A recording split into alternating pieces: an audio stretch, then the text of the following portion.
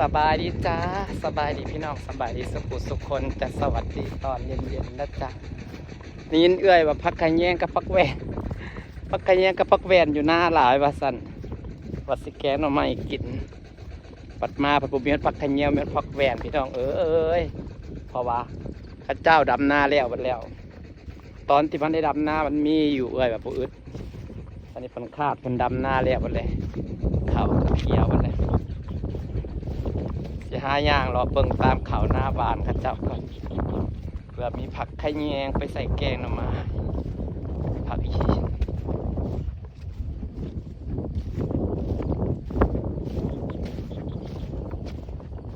คือโอกาสได้มันย่างรอเบิ่งหน้าพี่น้องเขียวงามพาพี่น้องมาชมธรรมชาติทุ่งนาอากาศเย็นเย็นพี่น้องเอ้ยเย็นแบบชุ่มฉ่ำชุ่มชื่นดีนี่ครับบรรยากาศชุ่มฉ่ำชุ่มชื่นในนาเสียงกบเสียงเขียดหน้าพลานี่หน้าเบาปีซาเบาปิดคือสิบมีเราพักขยอกขยแยงนะพี่น้องมาตอนข้าเจ้าดำนาแล้วพักก็แล้วมือนี้ล่ะเป็นจ้างออกมาไม่ทันเพิ่นเสร็จพอดีบรรยากาศตามให้นานี่กระบุมี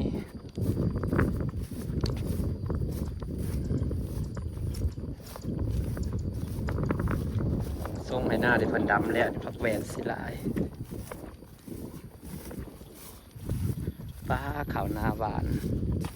บัดมันขึ้นนี่งามแท้เลยนี่นาดีขนาดพาชมข้าวหน้าหวานพาพี่น้องไปย่างชมวิวธรรมชาติสีเขียวทงนาพี่น้องเอ้ย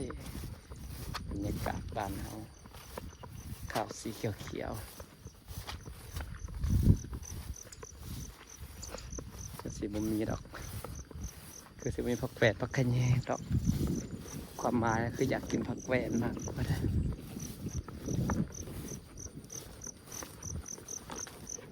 พาไปเบิ่งบ่าวปีศาจแต่ว่าปีนี้นะปีนี้พี่สาวเป็นคนเห็ดเกลือยเป็นคนเห็ดเด้ประเห็ดเป็นเห็ดหน้าดำเบิดเลยแสดงเขาสีงามอยู่แล้ว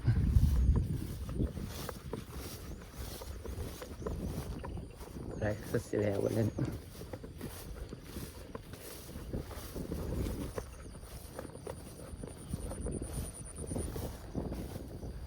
สิบมีดอก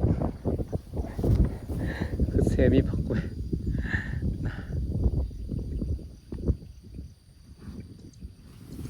สิบมีผักเปาะผักแวนดอ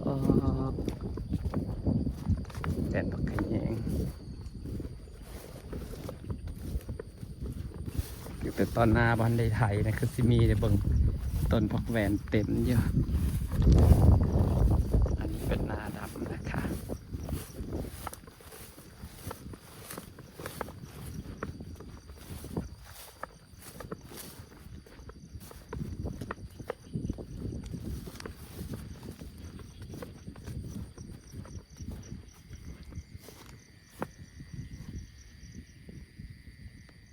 มาหลอกเก็บพักแวนพี่น้องค่ะแวนงามๆนะจ้า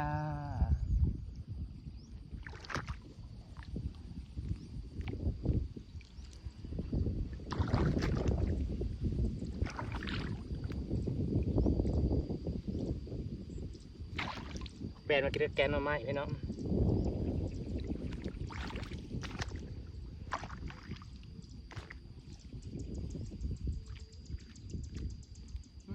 พักแวนกินแกนมาไหมคัก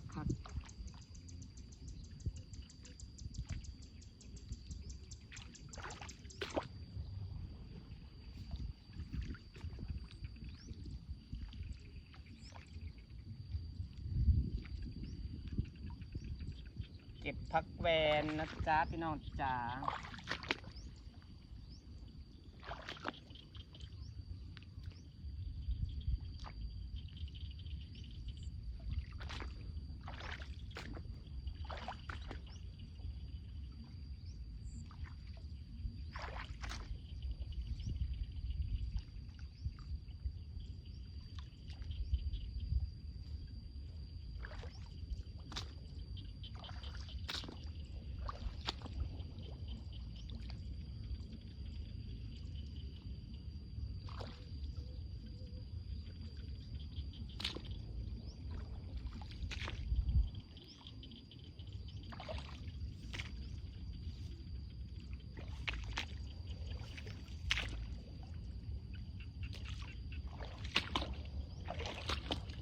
คักพักแวนนะพี่น้อง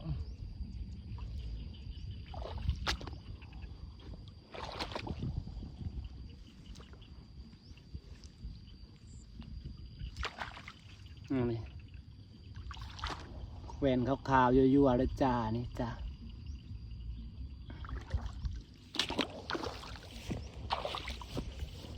เก็บผักแวนห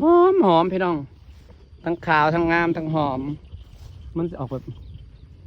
หอมแห้งผักแวนเก็บผักแวนน้ำกันจ้าผักแวนหอมนะจ้าพี่น้องจ้าบรรยากาศเก็บผักแวน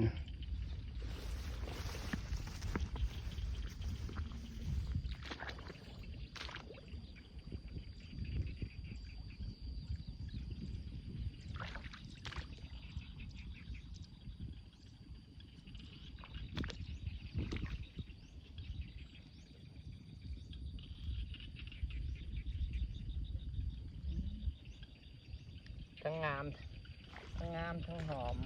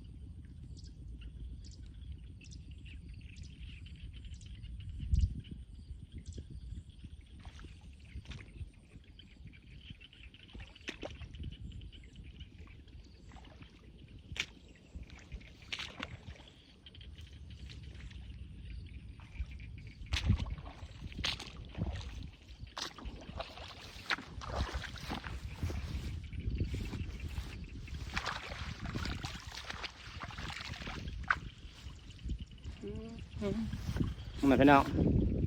ความงามความขาวค่ำแล้วเราก็ได้ผักแว่นสวยๆแล้วจ้าวันนี้เราจะกินแกงหน่อไม้กับผักสวยๆนะคะพี่น้องจุดประสงค์เขาอยากมาเก็บผักแว่นอะไรผักขะแยงบ่ปันใดดอกสิริฝากบรรยากาศไว้ซ้ำนี่เลยเขาได้ผักแว่นงามๆเลยพี่น้องฝากบรรยากาศไว้ซ้ำนี่นะจ้าบรรยากาศทุ่งนาป้าผักแว่นพอแล้วซ้ำนี่พอกินแล้วบ๊ายบายจ้า